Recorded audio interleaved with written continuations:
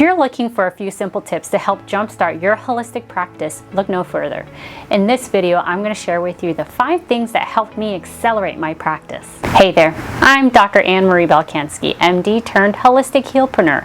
And in this video, I want to talk to you about the 5 things that have really helped me accelerate my holistic healing practice. Now, if you're just starting out or feeling stuck in taking the first step of opening your practice, then these tips are for you.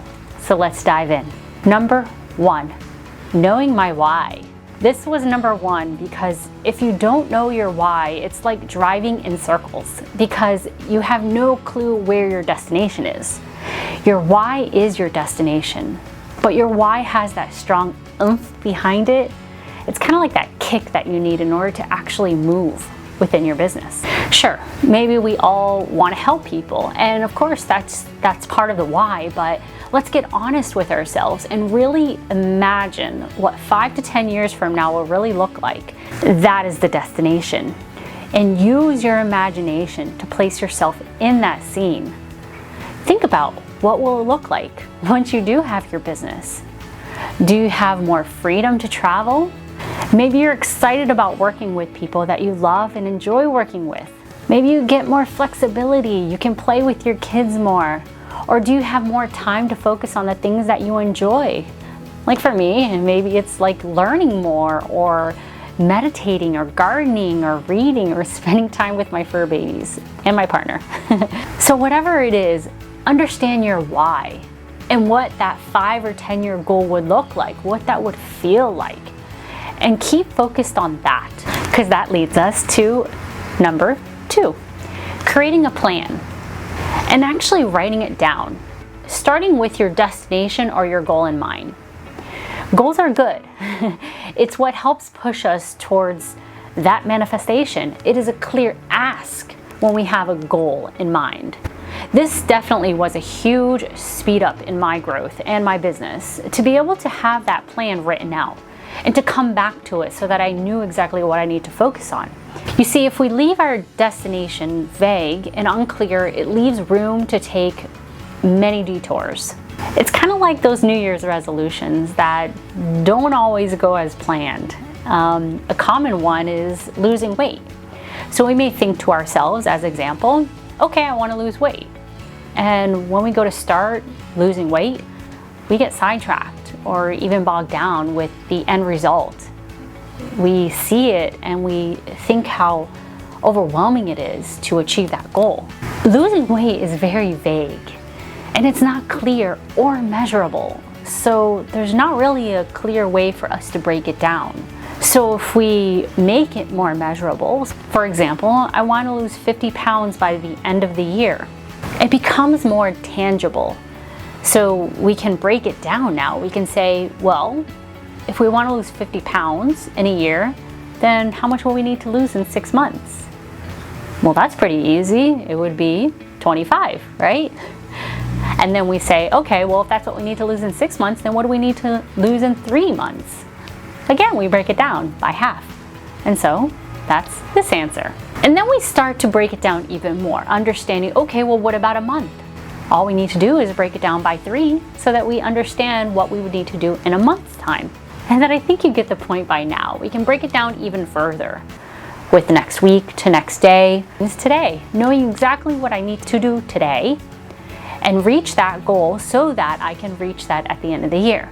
Really understanding our goals, and as an entrepreneur, creating measurable goals is this reason, so that we can start breaking it down, understanding, and also holding ourselves more accountable to reaching something, knowing exactly what we need to do today. And that's what a plan is all about. Creating a plan so that you can get there quite fast if you do it. Number 3, keep on moving. Really, that's all it is. To keep on moving, even during the dip. And every business has a dip, or a time where it just feels like our efforts are not getting us far. And some will slow down during this time, which is fine. We need to slow down in order to speed up. It's kind of like the tortoise and the hare.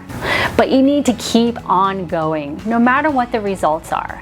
Realizing that results take time and sometimes a whole quarter or 3 months to show.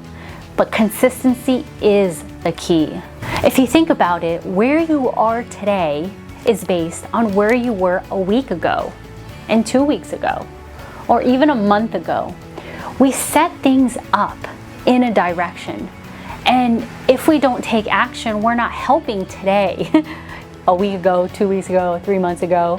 So if we keep on moving, we're making some momentum towards something, and it's less to catch up on. So just keep on going. Being consistent, it's the key, no matter how much maybe some days you just don't want to.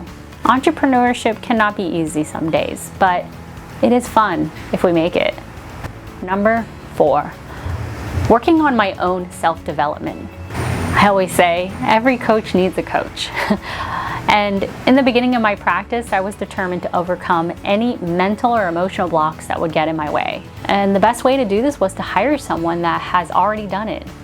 I hired therapists, coaches, and explored many healing modalities, knowing that I was the most important investment in my company. Becoming a healed healer was a requirement, not an option for me.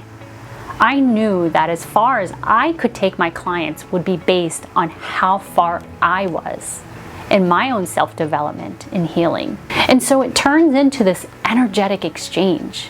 You really understand manifestation when you're clear from all of your own stuff. And so sometimes things are hidden from us because, how I like to say, I can't see my blind spots, just like I can't see my hand right now. And so sometimes you need that person to reflect back to you what you can't see so that you can move forward as fast as possible and get out of your own way where you may not have realized that you were getting in your way in the first place. But a good coach will tell you, a good coach will push you and show you your blind spots. So if I had a mirror right here, then maybe I could actually see my hand, but otherwise I can't without that mirror. And so a coach is a mirror for you. And so one of the biggest accelerators in my business was having a coach or a guide. Number 5, stepping into fear of failure. Fear of failure can creep up on us and really be paralyzing. I have come to realize the more you step into fear, the less things you are fearful of.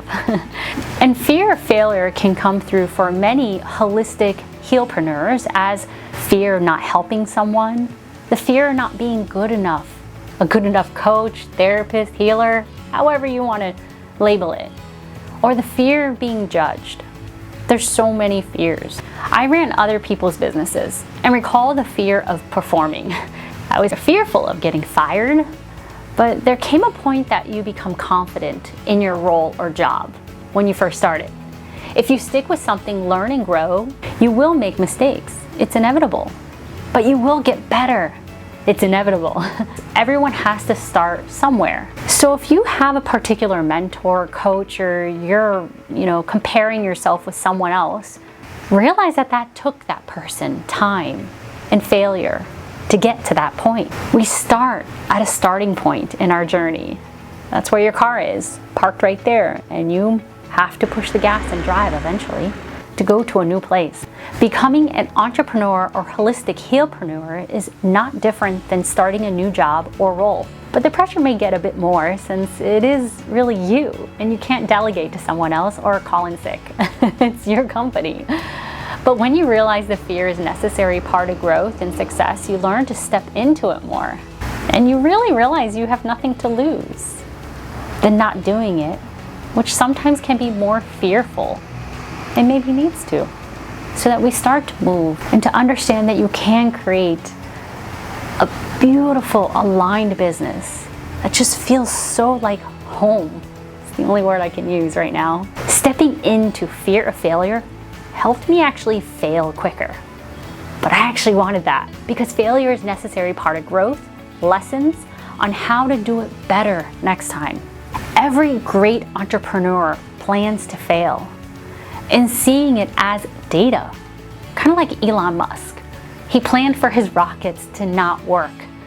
Yeah, he planned for his rockets to fail, but he needed that in order to have, he understood, a test phase. And failure really is a test phase when you're doing it for the first time. And we all have to do something for the first time sometime. There was a time that you walked for the first time. There's a time that you rode a bike or drove a car or had a first date or, made your first friend. There's a first for everything. And so there's a first for becoming an entrepreneur. Be sure to be honest about any fears of failure and step into them, because they may be hidden if you're not taking action. Stepping through fear of failure builds confidence. You may even see it's not the worst thing if things don't go exactly the way we planned. It's actually what will teach us a lot more. And these are my 5 tips on what helped me accelerate and move my holistic healing practice. If you enjoyed this video, be sure to let us know in the comments, or click the like and subscribe if you haven't already. If you do leave us a comment, I will be sure to be the one that responds to you directly. So have a great one.